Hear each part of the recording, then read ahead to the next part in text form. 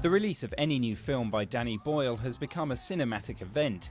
His latest, 127 Hours, is the closing movie of this month's London Film Festival.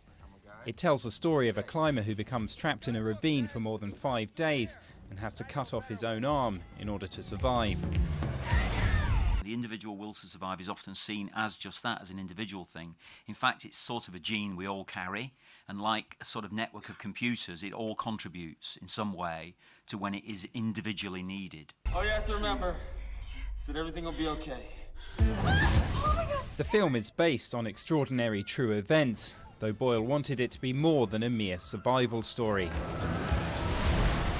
He grew in there, in those circumstances. It becomes a kind of a journey that he's on, where he grows as a person.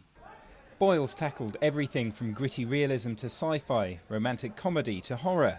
His biggest hit of all came in 2008 with Slumdog Millionaire, whose young stars are pictured here last year. Like that film, his latest is a riot of colour.